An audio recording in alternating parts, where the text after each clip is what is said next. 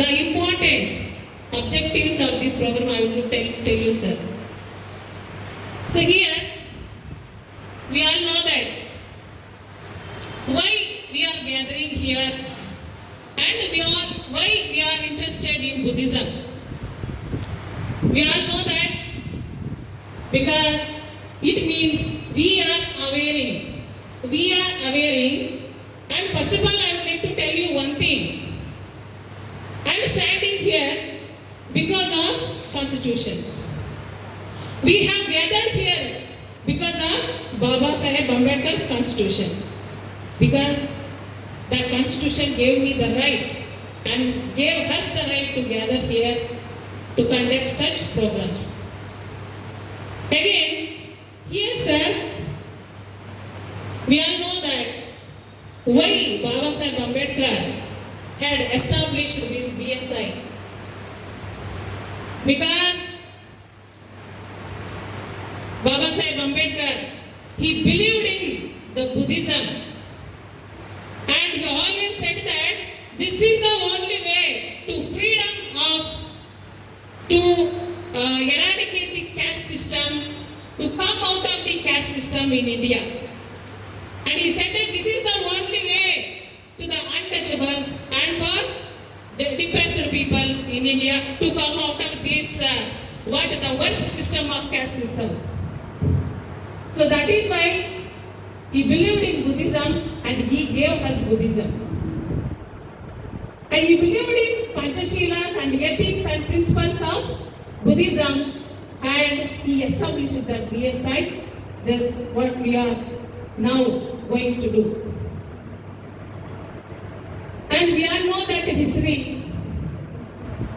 And several times Baba Saheb Ambedkar said, see, there's imported religions like Islam and Christianity. These are the imported religions ruling the India today. But the indigenous religion, the Buddhism, is not ruling the India because of the impact and the conspiracies of the Hindus and other religions in India. They have collapsed the Buddhism in those days. We all know that the one and only Ashoka Chakravarti, Samrat Ashoka Chakravarti, he spreaded the Buddhism throughout the world. Without the Ashoka Chakravarti, definitely we couldn't see this much of the widely spreaded Buddhism throughout the world.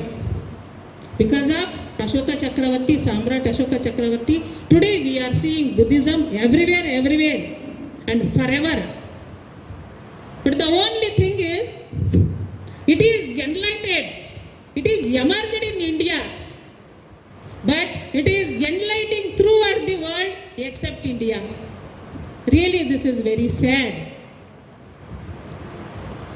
And observing all these things, Baba Saheb Ambedkar again restart this, again gave rebirth this to Buddhism today. And he gave us the responsibilities. We all know that our parents gave us only birth, but Baba Saheb Ambedkar gave us the life to live in this country. So that is why, and also he gave some responsibility to us, along with the rules and constitution and all rights to women and the people of the India.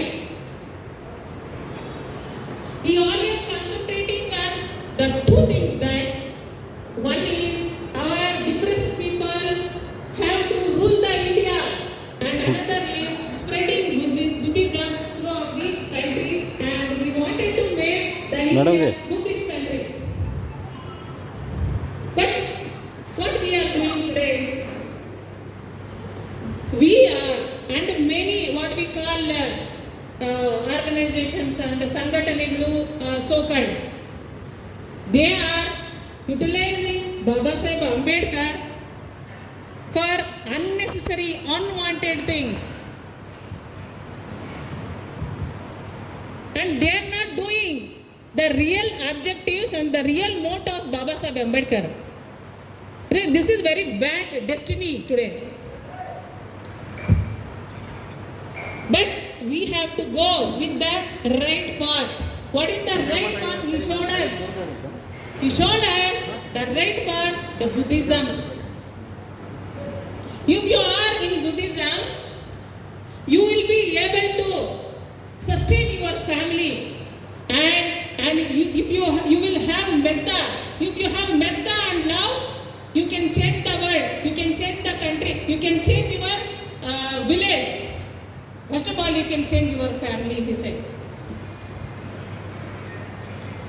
Why he embraced this Buddhism is, see, these principles and ethics of Buddhism is like that. Everyone must and should embrace these principles. This Buddhism is not only to spread, he not only told to the Indian people to spread Buddhism. Again, and he not only said to the only for the depressed people and untouchables today, in those days. And he gave responsibility and he told us to spread this Buddhism all the communities. He always intended to make this country Buddhism country because of principles. So that is why what we are doing today. Just we have to introspect ourselves. Many Sanghas, they are using Baba